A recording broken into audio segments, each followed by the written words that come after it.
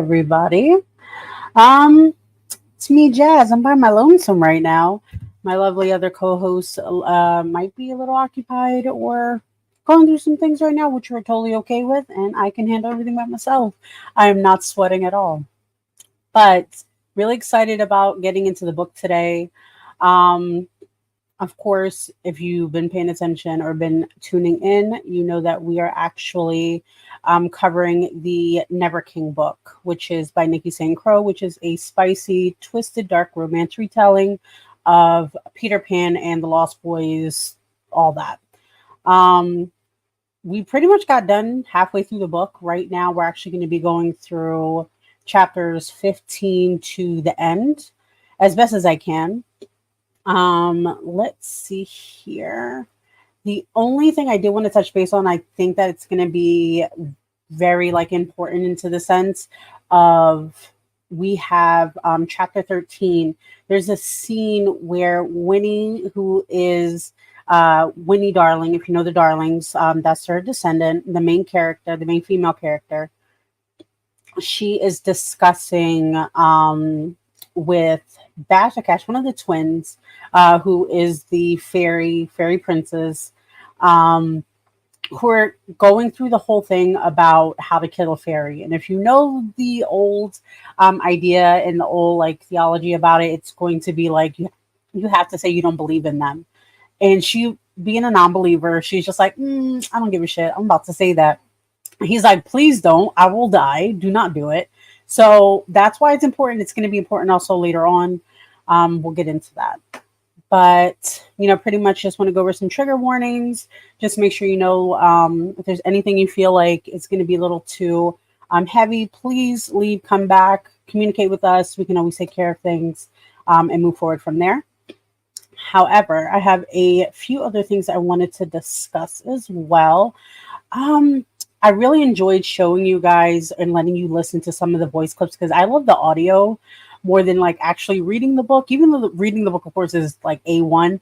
But I really get into books when I hear the voices and if they connect, because if they don't connect, it ruins the whole thing and I don't even want the book. So I'm going to show some fan art of these characters. I will say I don't like some of them. I do not. If you know me, I'm not feeling certain type of characters. So in my mind, when I'm listening to their voices, it sounds in my head and they're imagined in a totally different way. So that's what I'm going to be doing now. We're going to start with Peter Pan. So this is what he looks like. I hate it. The art is beautiful art. No shade to this person. I believe the artist is like Domain in the Den. I could be saying it wrong. I'm going to post all that one by one later on. However, I'm not a fan. I am not a fan. I personally see Peter as something a little different. So I would want something like a little more different for him. I want him more rugged. The character that, or the voice actor that plays him and narrates him, his voice is deeper, all that good stuff. So I feel like, I don't know, this doesn't connect. It doesn't connect for me. But if that's your vibe, go for it. We love that. Let's see who else. This is Winnie.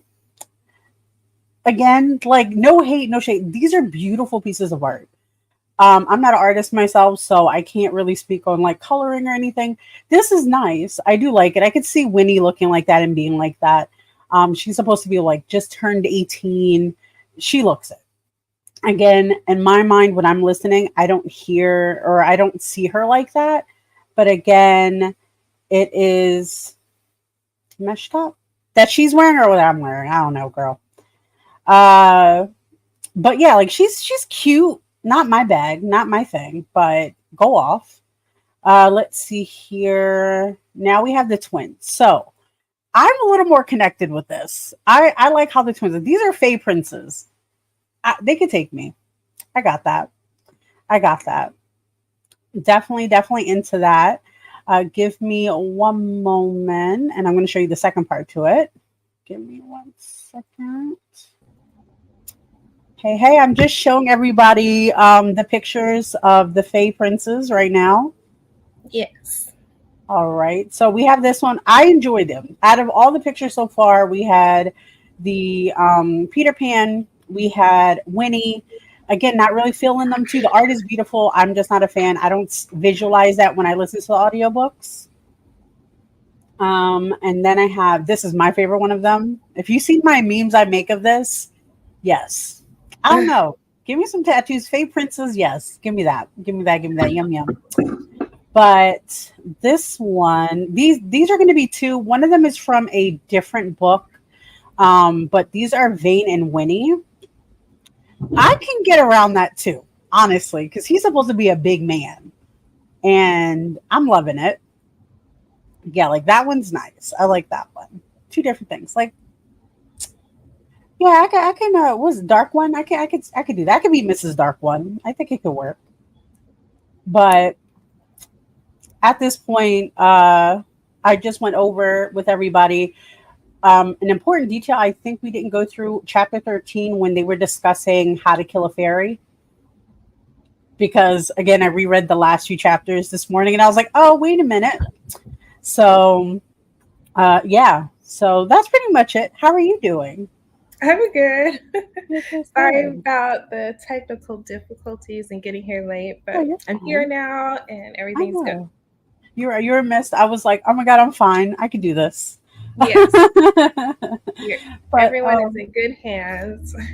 No, God. No, they're just here for like all the audio stuff. So I do have the chapter 15's pages that we were looking at. If you want to read some of that or read it. And I also have audio clips from chapters 16, 17, and 31. Okay. Sounds good. Yeah. Because I don't know. I came here for the voices. I don't know. But so is there anything like in particular that you feel about the character arts or anything like when you envision? Because I was explaining how like even though, and I believe we discussed this personally as well, when I listen to audiobooks, even though I know the characters are predominantly white or predominantly something different, if I don't match it with the voice, I just kick it out of my brain and I have to kind of build my own character. So that's why I was saying like with Pan and Winnie, like they just didn't click with me. Bash, Cash, and of course Vane, yeah, like better. Peter, I don't know, he just looks too young for me. Like, I don't think he's that brute that we all think he is. And I'm just like, no, I don't know. Right. I see, like, especially Peter as, like, this rugged, maybe even, like, late 30s, early 40s kind of dude. You know, he's seen some stuff. That's what I think of Pam. And then for Winnie, usually when I'm reading a book, like, the protagonist, I don't usually get a clear picture in my head of what that person looks like. And it might be because like I might be inserting myself as the protag. I don't know. But it was hard for me to visualize her other than the fact that they talk about how skinny she is all the time. And I'm like, yeah, okay, I get it. Yeah, I couldn't do that. I was just like, no.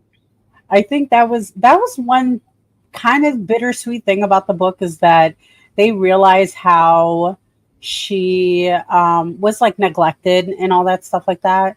And they were like, wow, that's crazy. Like, why would your mom do that? And then there's like one scene in the book where pretty much when he's like, my mom went crazy because of you guys. Don't talk shit about my mom. Like, yeah, my mom's crazy. I could talk shit. You can't talk shit. You can't. And I was like, bet though.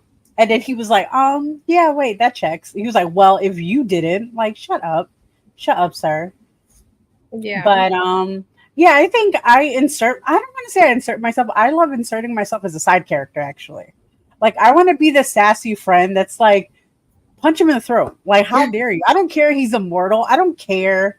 Whatever. Balls to the wall, girl. Do it. Punch him in the face and run away. Like, don't do it really because I can't help you. But, that's how I insert myself in books. Like, I don't see myself as the main character because I still like watching it. But I wish I had to change certain things because I'm like, I can't relate to being super skinny. I can't relate to letting men talk to me like that. First of all,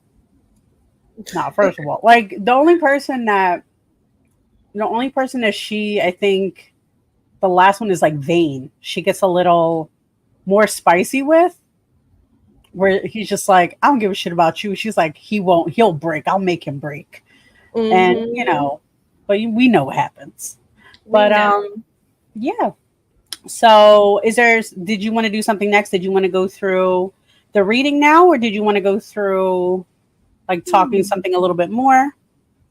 Well, okay, so I also like re-listened to the last half of the book, and I realized we skipped ahead a little bit towards the end of our episode last time, but that's okay because we can talk about it.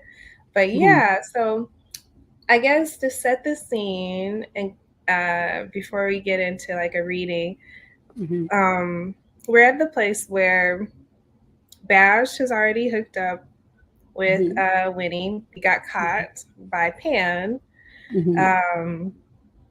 Pan didn't hook up with her, but he did assert his dominance in a way, physically.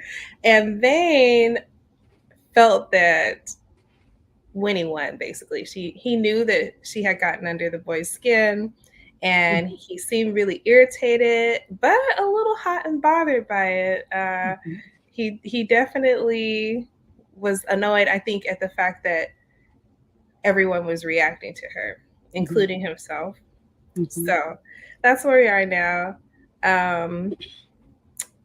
There is a scene where I guess the twins are tasked to babysit Winnie from this point on. So Bash and Cass take her to bed, and not in a scandalous way. They're just chilling, you know. And she talks about how cozy it is to be like in the middle. I love that part. Yeah. So didn't they make it magical for her? Like they made it into a meadow and like a starry night on top, and she was like, "This is nice." I was like, "Damn, I want some Fae Princess boyfriends." Yeah, they used their Fae magic to kind of lull her to sleep and give her cozy space. But it was interesting to like listen to that part because we get a little bit more about Winnie's backstory and like the things that she's used to. Like she's not the girl that's been invited to sleepover parties and things like that. So this is the first time that she's stayed over someone's house. I think she mentioned that. And so, yeah, she's there. They're very attentive and sweet about it. And she falls asleep, you know, under this magical scene that they kind of glamour for her. So that happened. The next morning, of course, they're making her breakfast because they love to watch her eat breakfast for some reason. And so she gets in, and Vane comes in, and he sees them all kikiing and happy, and he's just like, yeah, I don't like this anyway. So he gets all sassy about it. And instead of like letting it pass, Winnie kind of like gets under his skin too. So I don't know if I should read now because I think I caught everybody up. Let me get that part actually. So I have all three of them. So we're going to start from the beginning. Can you read that? I don't know. Yeah. Perfect. Okay. I'm probably going to skip some words. Yeah. Just so y'all know. Get the meat potatoes. That's what we want. Oh, goodness. Okay, I don't think it's too spicy, so I can probably get through reading this without giggling too much. Okay, so Vane's there. Also, he has one violet eye, one black eye. The black eye kind of represents his shadow self. Well, his shadow, which is a death shadow, by the way. And we find out in these shadows, in these chapters, what each shadow represents.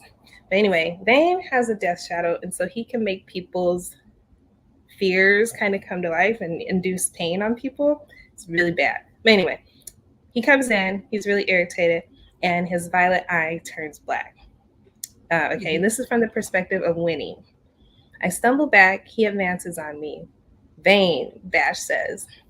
Vane grabs me by the back of the neck and drives me into the island, bending me over the counter, forcing my face to the cool stone. I huff out a breath as he presses against my ass and leans over me, his voice in my ear. Do you want to know what I do to pretty little girls like you? Yeah. His Sounds voice is rough and rumbling, the kind of voice you only hear in horror movies, coming out of the throats of monsters. The terror slithers up my back, across my shoulders. I can't stop the whimper coming out of my throat. Vane, Bash says again. Vane is hard at my ass, digging into me, and my heart leaps, tangling with the pulsing terror. I'm scared out of my mind and turned on more than I should be, and I don't know what that says about me. Vane's grip on my neck turns punishing. You wouldn't last 10 minutes with me, he says. Okay, she gets it, Bash says. okay. I'm like blushing reading this. Oh my God. You want me to do this part? Yes, please. I got you. All right, give me 1 second. Okay. This is Vane still talking, and she's like, "Does she? Do you, darling?" He sinks in my meow. And instinctively, I arch my back, pushing my ass into him.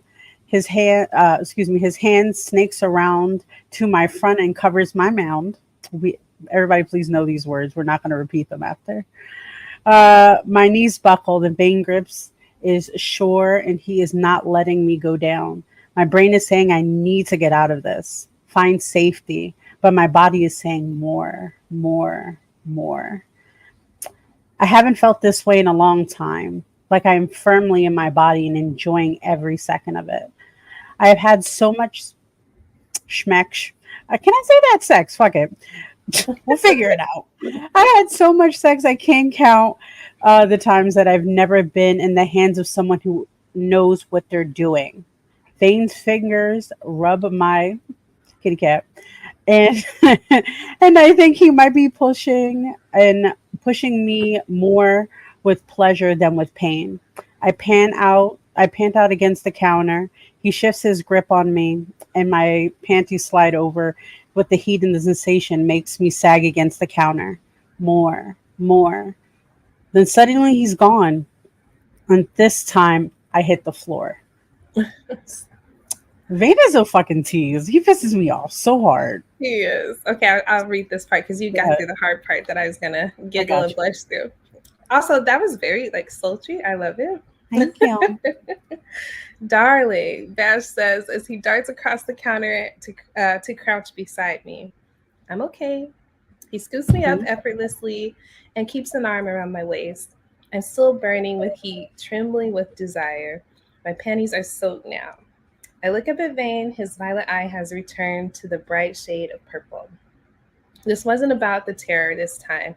It was about the art of the tease, showing me what he could do with so little effort. I suck in a deep breath and fix my skirt. Bash is warm and solid at my side. Vane regards me with a cool indifference, and I know he wants me to cry or beg. So I do the opposite. Are you allergic to shirts? Bash snorts and buries a laugh. Vane simmers. He's not going to get to me. He's already underestimated me. He gives me one more snarling scowl and then turns and walks away. I can't believe you just did that, Bash says. End scene. Yeah, insane. I think this is such a good part to read as well, because this whole thing, if we're knowing from the beginning of the book how Winnie is to now at this point, she's still in survival mode. She believes the best way to gain control and power of the whole thing around her and the situation is to seduce the guys. And the two men are being the hardest. Well, three technically, because the other brother is like hasn't done anything yet, but he wants to. But like Pan is like, nah, we don't fuck you. Like you'll do me, I'll do things what I want to do. And Vane is strictly like, nah, no, I don't want you, girl. It's fine. You can't handle me. But I think it's just like interesting. Like if she doesn't get her way in that situation, she goes straight to humor, which is normal. I feel for especially people who deal with trauma. Make it funny because none of them are ever wearing shirts. Like, what are No. you doing? But also, Yeah, they're always walking around with those shirts. yeah, never. Like, if it's cold, like, does it snow there? I don't think we even have a snow scene yet. I don't think so. Maybe a different I don't island. think so. Yeah, no. Oh yeah, I think there is on a different island. One of the other books, I think it says something about like a. It's. I think it hints at like a Christmas island, and that my first thought was, what is this fucking Halloween Town? Not Halloween Town. Nightmare Before Christmas. But anywho, so for chapter 15 is pretty much what we're discussing right now. A few other things happen. We have the bonfire that's coming up. Pan, of course, is in his tomb. And the twins are like, hey, and with Cherry is like, hey, we're going to go to this bonfire. We're going to fuck it up in a good way. If you don't get in trouble, you can come with us. So he's like, you know, hey, Gina. So everybody's like, okay, cool. She's cool. We're not going to get in trouble. But she also tries Fey wine for the first time. And something I want to mention for those who are following along with our recap, when we say that Peter is in his tomb, so because Peter lost his shadow, which we know from these chapters, it is a life shadow. Now, Vane has a death shadow, and Pan has a life shadow. And because he's not attached to his shadow, a lot of the island is starting to become decrepit.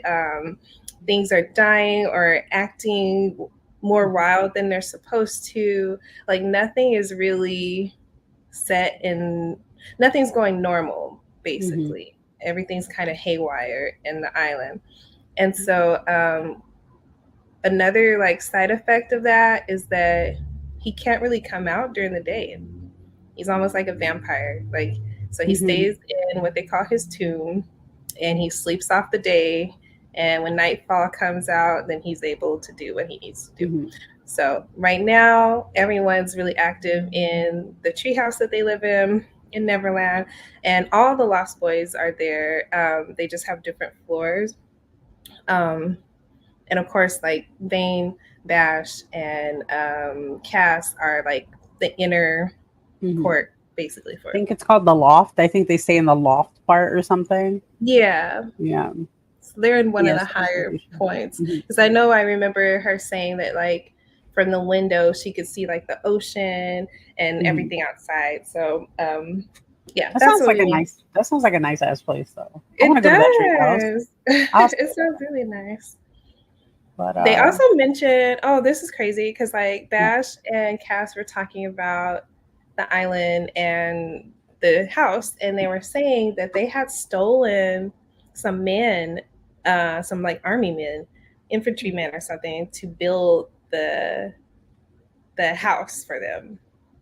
And yeah, they mentioned that they had stolen away some men that had since died, because they're in Neverland and they aren't as tied to the magic. So I thought that was really interesting. That is interesting. I gotta go back in that part. I didn't even realize. You know what? Like, I'm there for the spicy. So like, if they're just like, I don't got time. Like the amount of times where they're just like the brownie, I fucking hate that person. Every time they talk, they remind me of the Seven Dwarves, just all grumpy. And I'm like, shut up. I don't care. You're irrelevant. 2 seconds. You had like 2 chapters and you didn't do anything. He didn't do anything. I guess Brownie's only purpose is to set up the fact that there's a Fae court. And they still have some kind of power on the island. But so going back to Jazz, so we left off where they're getting ready to go to the bonfire. Is that where we're at? Yes. Yeah. So they're about to go to the bonfire. I do have a clip for that in a moment. But pretty much in the nutshell, she's drunk. She drank the fairy wine. Cherry is like, ooh, girl, like we never met a mortal like you who can like throw it back. She's like, this tastes delicious. She did kind of describe the flavors, and to me it was like I want to say sambuca something like that. So it's kind of like a lot of citrus, herbs and stuff in it. And like she was just throwing it back. And of course she got, very winning. And she's having fun. She finds some random redheaded lost boy. That's his name, redhead lost boy. We don't know who he is.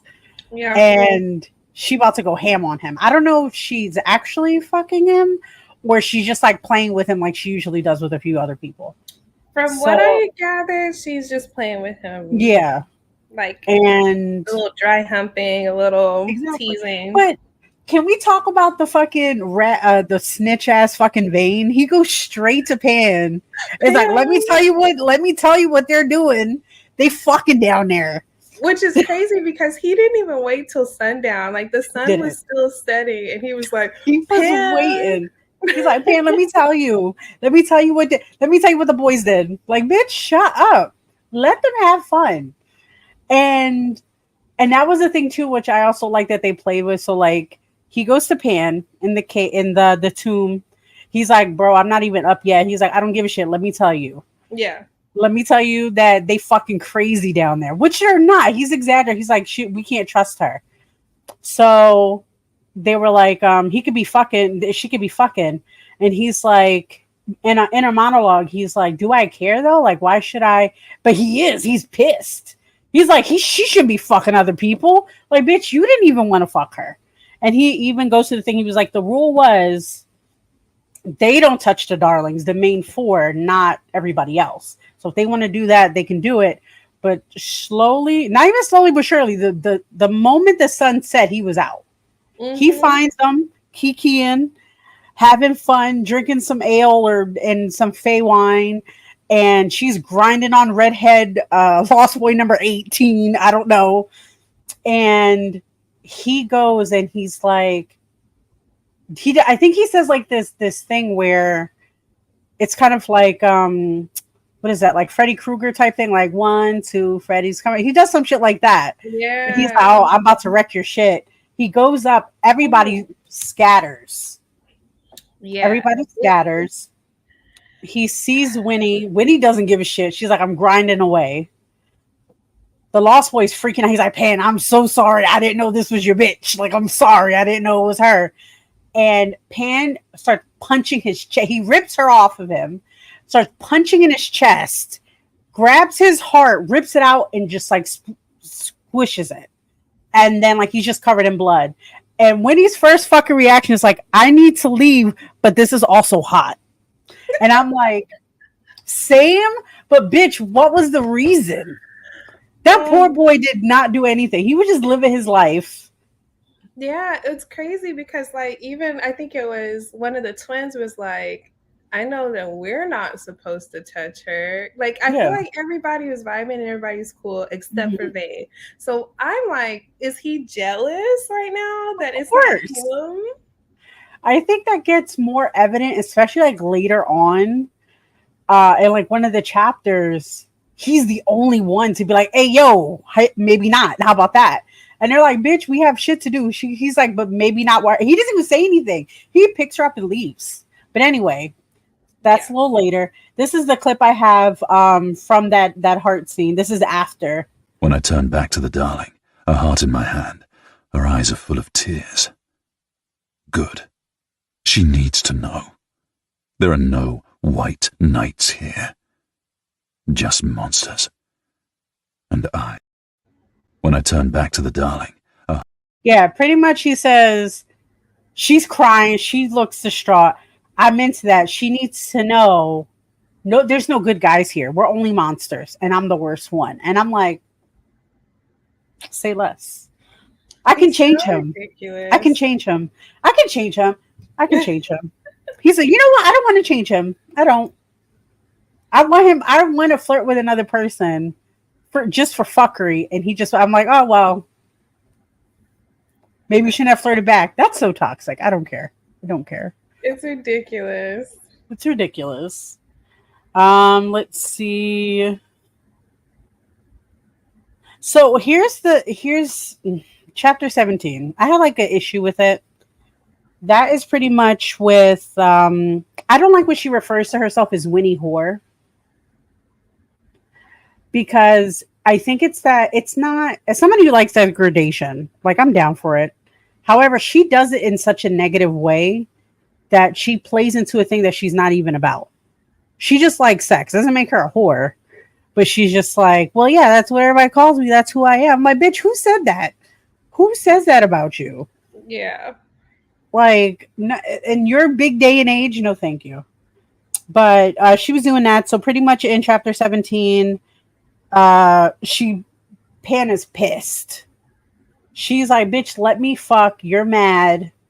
Fuck me or not. And he's like, no, I'm not doing shit. Be a good girl. She's like, no, fuck you. Fuck this house. You kidnap me. I do what I want. Mm-hmm. And then he does what he does.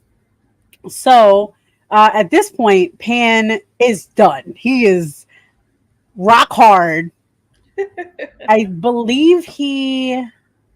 think he threw her on a couch, turned her around, just started going ham on her. And she says, what did she say? She says something along the lines of, what is it? Yeah, okay, this is the part I like. He's fucking her. He can tell that she wants to come. And he's like, oh, you want to come, don't you? She's like, yeah. He's like, beg for it. She's like, please. He's like, no, beg for it better. And he's like, if you're going to act like a slut, you're going to be a slut. I was like, oh, yes.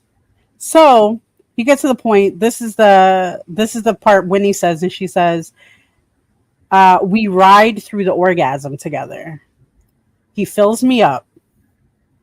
And then he not tosses her, but he like pulls out. Next thing you know, of course you got Cass and Bash ready to go. Bash is not Bash. Cass is fucking saucy ass. His cock in hand already. He's like, I could do this, right? It's good now. We could do this because you broke the rule too now, and I already did it. So he enters her, and through the back, and he's fucking her. He tags in his brother. And is like, brother, get her from the front, get her from the mouth, and she's loving it. Well, because remember, Cass had got all flustered and was trying to be the good boy and like, I'm not touching her. And oh yeah, I don't think we mentioned this, but after Bash, this is when Bash hooked up and got caught with her. Cass found out, was like, you didn't, and he was like, yeah, I did. And so Cass went out back to the crazy partying that they do at the house, and he just looks at a girl, was like, get over here, and basically face fucks her on the balcony in front of everybody. And Winnie's just watching, and she was like, oh wow. Hi Michael, I'm sorry, we're talking about very naughty books. It's a retelling of something amazing. With adults, of course, not babies, but yeah, it's a very grown podcast where we talk about some spicy books. So if you like that, cool. If not, bye. But thank you for stopping it. No, definitely. We love adult things here because it's respectful. We are adults. We get to talk about spicy things, and it's a great thing. No shame here. If you have any questions about anything we talk about, please let us know. Of course. Also, just to kind of segue real quick, though, because I actually got a few questions of this. Everybody reads this differently. However, I do audiobooks, but this book is available on Amazon, Audible, Kindle, Barnes & Noble. I use Everand. And we also have like a code I'm about to post to everybody. You get 60 days free. However, you can get it free off the library apps. Okay, so that's Libby, that's Hoopla, whatever other apps I got out there. I use Libby. So look that up. The only issue with the library ones, you gotta wait, and I don't like waiting, but it's great. We love it. So sorry to interrupt. Please continue. Oh yeah. So we have all the links and everything. Oh, that was me. Yeah. Awesome. So yes, definitely go get your library card, and you're going to need it because we have a lot of great books up ahead after this week as well. You're ready for the Sweet and Spice book publishing. We would love that. What spit roasted? That is literally what we were just talking about. So at this scene, the two twin brothers, one was hitting Winnie from the back, the other one was getting her through the mouth together at the same time. She loved it. She enjoyed herself. It was tens across the board. She enjoyed it. Yes. And so, yeah, she had already seen it. She was fascinated. Like, she was already fantasizing about it. And so, she's in bliss. But yeah, so 3 of the 4 are all in, basically. And we have one hater in the mix. It's fucking hater. Wait, I actually think, I think I have that clip here of that. My ass presses against the edge of the table, digging into my flesh. There is no hint of emotion on Vane's cruelly gorgeous face, and it's impossible to read his thoughts in those mismatched eyes. Open up, darling, he orders. I don't know where this is going, but no one is stepping in and curiosity gets the better of me. I part my lips. Vane gets in close and spits in my mouth. That's all you'll get from me. I spit it out, dragging my hand over my mouth. You asshole. I pummel him with a fist, but hitting him is like hitting a mountain. Futile, stupid. It's Pan that stops me.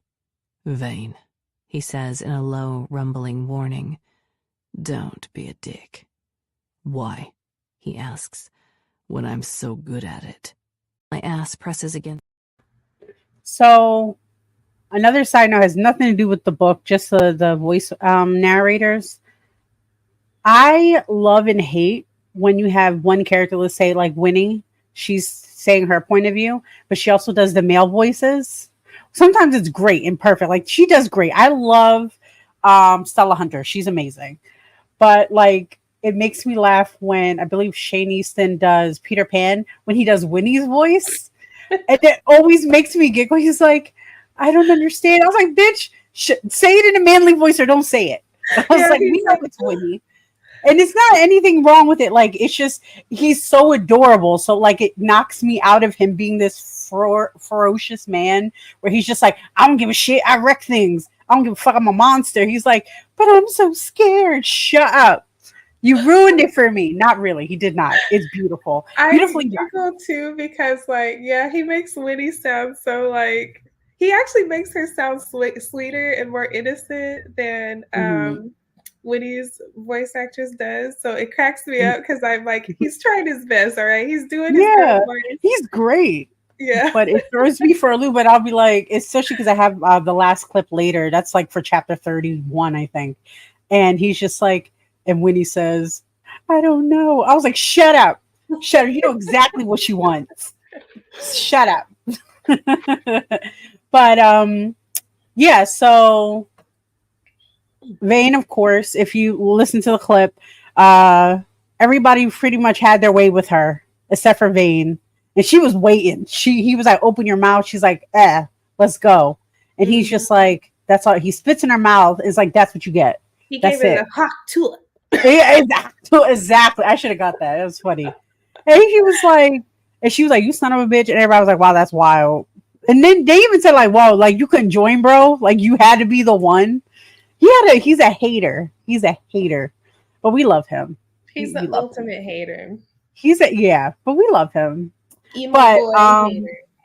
I'm trying to think. So that's pretty much it. So 18. Thank you. So I have like notes about everything. 18. I thought was interesting because we get a lot of different. We get more detail about Cash and Basher background, how they deal with magic, how they actually missed their home, and why they were banished. Like, they go into a little bit of detail about it. But I also love the fact, like, Cass is supposed to be the good guy. He's supposed to be the sweet teddy bear man. And he says a lot of things, especially like at the breakfast scene, that one, he says this line where he's like, she just took like a fresh shower or something. And he's like, I just want to make her dirty again. And I was just like, oh, okay. And then in this scene I'm talking about now on 18, he and Cash and Bash are just in the room chilling. They're playing with knots. They like playing with knots. They like ropes. And Cass I like is playing like, with knots too. he was like, I want to tie her up so bad. Like, I need to do this to her. And I was like, do it. Just do it. Just do it. She'll want to do that. But then again, Pan threw his foot down and was like, we don't touch her no more. I'm like, make up your mind, shut up, man. Pan. Make up your mind. You can't. I'm sorry. You cannot. So that was pretty interesting. And then, of course, they all pass out because they're all cuddling together. That was the throuple I loved. Like, she's sandwiched between both men, and she's just like, just cuddling. In chapter 19, we found out that Pan can't fly at this moment because of not having the shadow. The port. So they talk about the city that's next to them, which is called Darlington Port, which I thought is like such a bittersweet thing I can imagine because the Darlings. Yeah. But Vane confronts Pan about fucking Winnie. And he's like, shut up. Just let me. I fucked up. It's fine. It's fine. We all did it. He's like, but I did. And he's like, shut the fuck up. Let me live my life. And then again, we go into the Dark Shadows.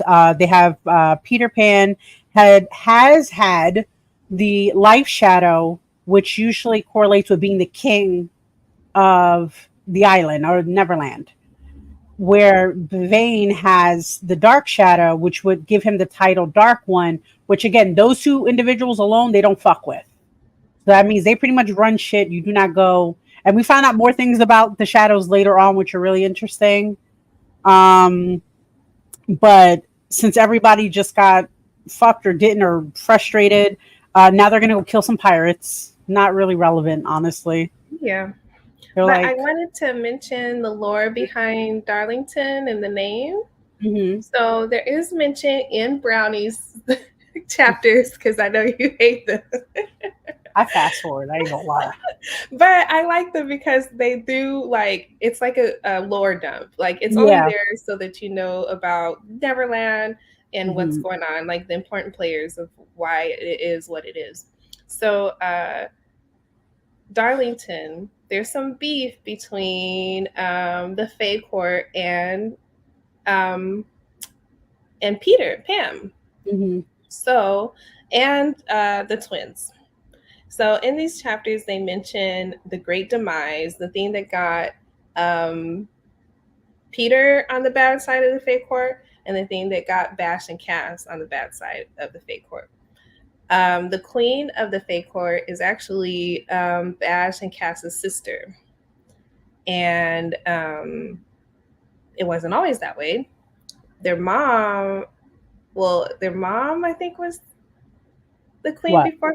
Well, like, yeah, her mom used to be the ruler, right? Who, no, it was their dad. But okay, so anyway, Bash and Cash are banished because they killed their dad. They murdered him. And they don't regret it at all. They don't. Like, they regret not being able to be around their sister, and disappointing her. That was sweet. I wouldn't say regret. They're sad that they disappointed their sister and they put her through some trauma. They do not regret killing their dad at all. And they, from what they described, they just gutted him and was like, yep, we did it. And there was no remorse, no nothing. It had to be done in their eyes. And the one rule that they have in the Fae Court is that we don't kill other Fae like that. We don't do that. We'll punish you. We'll do what we have to do, but we don't kill each other. And so that's why they're banished. Well, Pan has beef with the Fae Court because of Tink. Well, Tinkerbell, even in past lore and outside of this book, she's in love with Pam. And so she fell deeply in love with Pan in the way that Fae do, where it's completely obsessive.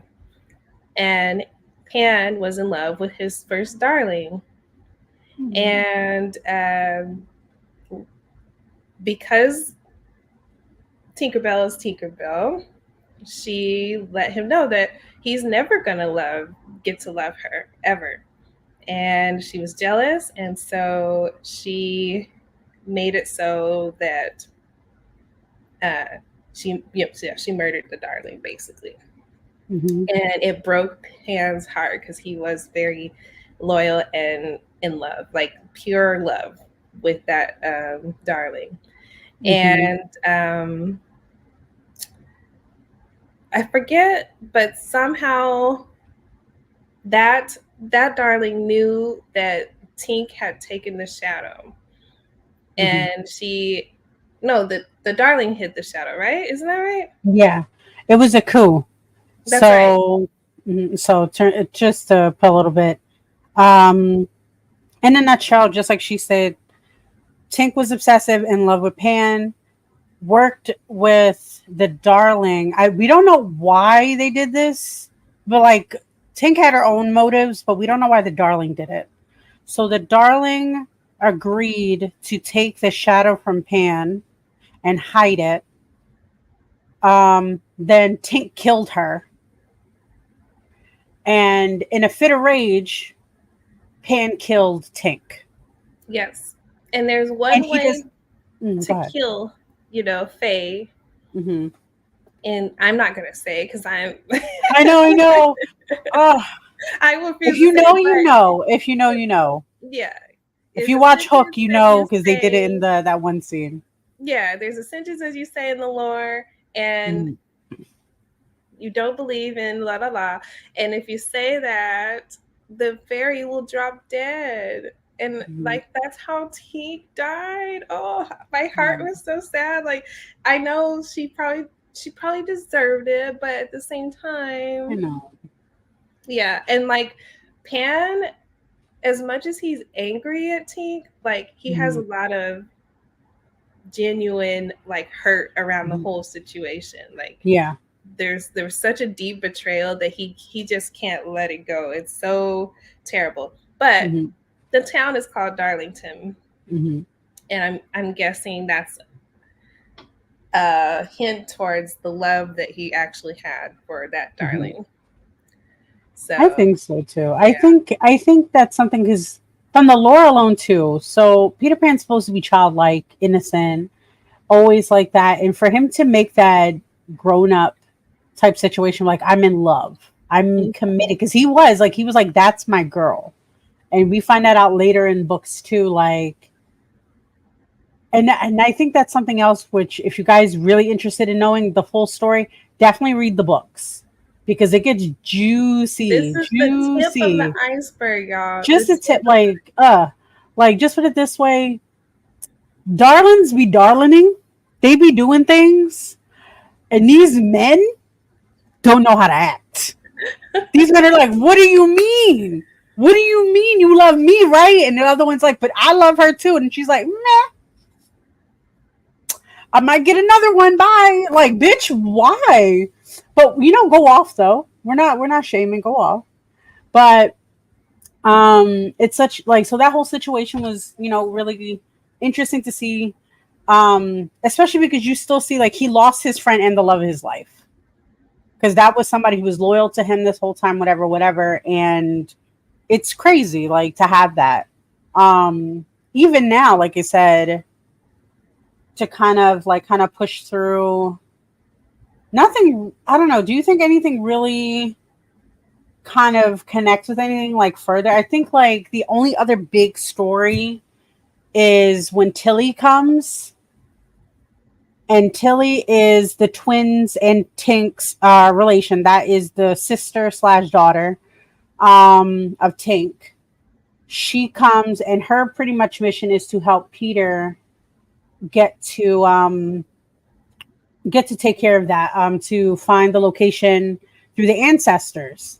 Found out that not only did all these people get killed, but Darlings had, the original Darling had a little sister that witnessed everything. So that's where Winnie and her lineage comes from. So she was saying that's why we do this. Found out that she's in pain, but she makes this conscious effort to make do. She's like, I want to help them. I know the island's dying. I want to help them. And Vane, everybody can't watch. You're just like, we don't want to see our girl get hurt. Mind you, none of them's claimed her. Nobody says they loved her. Nobody said anything, but they're just Tilly's there to look into the memory. So she has the exactly. ability to see the memory and, report everything that she's seen, but it's very painful for the darlings. Exactly. But we find out later on, after she's trying her best to make do and like go through the pain, because it's like splitting her skull. Like she's in pain. And everybody wants to stop, but they don't say anything. Vane just like grips her up, is like, no, not my baby. Which everybody was surprised. They were like, out of everybody, he did it. He's like, not my baby girl.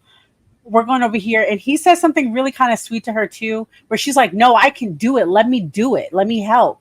And he's like, the mighty oak thinks it's strong, even though a man has an axe or something like that. And she's like, oh, you trying to say you got an axe? Like she has to put a joke on it. Like, shut up. He's trying to be nice to you and express himself. And he's like, look, this is what it is. And I'm tired of people getting broken. And that was his thing. He's like, I'm tired of people getting broken. So she gets a little bit of rest from that. And we're kind of like skimming through everything. These are like the importance on my end. But like, so this happens. She has a vision. She knows. She sees the whole thing play out between Tink and her ancestor. Found out that, if you remember from the beginning of the book, she mentions a trunk.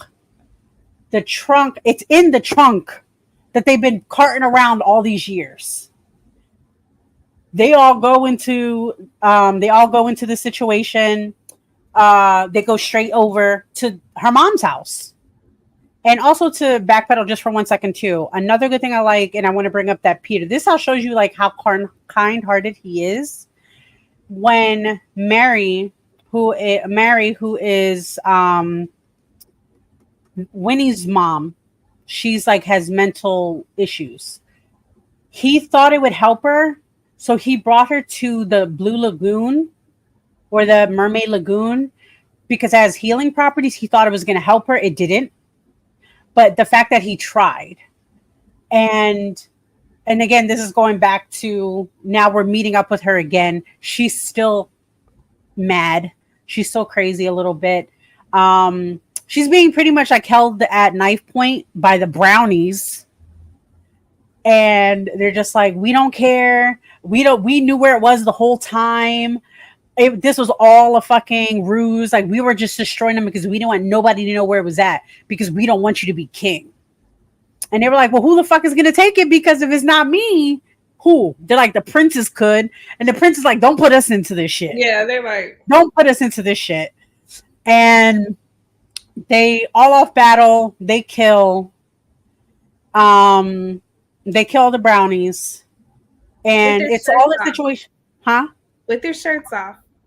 With their shirts off, of course. Because it wouldn't be them if it wasn't. So they do the whole thing where they win, but now they're coming to the realization that she has an option to stay home now. They have everything. She is begging him to take her. He's like, no. Like, my mom is good. I don't know why she said that, but go off. She's like, no. She's fine. I'm going to go with y'all. He's like, no, I'm not fucking taking you because you don't fucking listen. And she's like, but I could listen. And he's like, no, stop it. Make the right choice. But mind you, he's saying those words, but in his inner monologue, he's literally saying, I want her to come with me. Like I ate. Like they're all like, oh my God, my heart is going to bust if she doesn't come with us because they want her to be there. But also like, it's also kind of nasty where he like, I actually have this. I'm about to play this right now. It's going to be one of our... My first instinct is to leave her here. Whatever is waiting for me in Neverland, it won't be good. You'll be safer here. Her gaze hardens. Safer is not what I want. I have a sudden flash of bending her over the table. Pretty darling girl wants dark, vile things done to her. I would be lying if I said I didn't want that too. I want her wrapped around my... The moment I met her, I knew she was different. I don't know what it is about her, but it reminds me of something old and forgotten. I have rules, I tell her. Rules that are meant to be followed. She smiles sweetly up at me, and I know already that she'll be trouble if I bring her back. I can follow rules. Yes, but will you? My first instinct is to leave her here. Whatever is waiting for me in Neverland, it won't be good. So, pretty much this is like the second to last chapter. I think there's like a few more after, but pretty much this book ends with she's returning. He's like, you're going to fucking listen to us. We own you pretty much. And she's like, I always wanted a lot of boyfriends. I love that. I love that for us. They're all excited. I am not sure if they end the book, because I actually didn't put any notes down for the last chapter. Do you remember the last chapter? Yes, actually. Okay, please talk. So they get to this part. They killed the brownies. They had the conversation about whether or not Winnie's going to go back home. And Winnie's like, but I remember, I know where your shadow is. So she runs to the chest, knocks on it in the secret knock thingy, and ends up getting a container that has his shadow in it. And she can feel like the magic like ebbing off of this container that has it in there. So while she's talking with him, like, it's so crazy that like Pan says all of this, that excerpt, because when he has his shadow, he's not even aware, because he's so concerned about her choice to leave her home to come to Neverland. Like, that's his top thing that he's thinking about right now, which is insane, because the whole book he's like, I want my shadow, I'll do anything to get my shadow, I want it. But in this moment, he isn't, like, that's a secondary thing to him for some reason. So Winnie eventually convinces him that it's her choice, and she's going to try to come hell or high water. And so he agrees that she can come home with him. And then she says, but before that, like, here's your shadow. And he like snaps back into it, and he's like Peter again. He's like this ruthless being. He's like, oh yeah, I got my shadow. That shit's about to go down. So he's really excited. The twins, he tells them, all right, we're getting ready to leave. Make sure you bury all these brownies. And so like the twins are really pissed off that they have to like shovel brownies into Winnie's mom's, Mary's backyard and bury them. And like Winnie's like, so how's this gonna work? Like, isn't anyone gonna be suspicious that there are a bunch of brownies buried in my mom's backyard? And they're like, oh, they'll turn to dust in a couple of days, it's fine. And so Winnie asked her mom, because she was like, I was gonna bring my mom either way, like without y'all's permission or not. She asked her mom, do you want to come? And her mom was like, absolutely not, I'm staying where I'm at.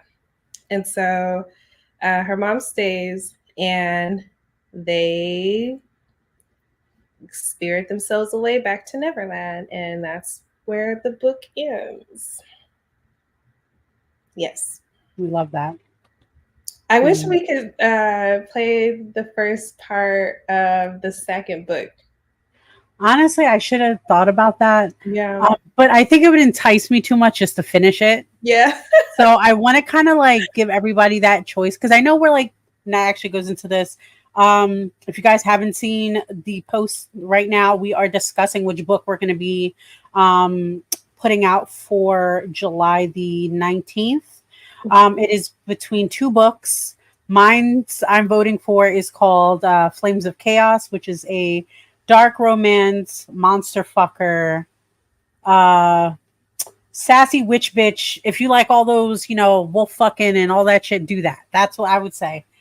However, heavily, in my opinion, trauma. That's one of the reasons why I was like, maybe we shouldn't, because this book had a little bit more trauma than I would like to discuss, versus this book, which I personally feel all she deals with is trauma, then love and sex, and then trauma. And like, oh my God, I love her. And then trauma, like, shut up, stop. But yeah, sexy men though. Sexy, yes, characters. But and of course, if you want to talk about your book. Yeah, the one that I was thinking about and that Jazz wanted to consider is That Time I Got Drunk and Saved a Demon by Kimberly Lemming. And it's wholesome, so sweet and wholesome, but there is spice, you know. So if you feel like you need a palate cleanser before we go into something more spicy, this would be a perfect choice. It's short and sweet. There are other books. This is a 3-book trilogy, and it's in the perspective of a few other characters, but everyone's still there. Like, so you'll meet this couple that the story's about, and you'll see them as like secondary characters in the next 2 books as they focus on other friends. But if you like wholesome, cozy, with a little bit of action and a little bit of romance, you should go for this. The main protagonist is a Black character. She's got which we love. Yeah, and she's really sweet. She has a country accent, which is like unprecedented. You don't really get to hear that in I did love that.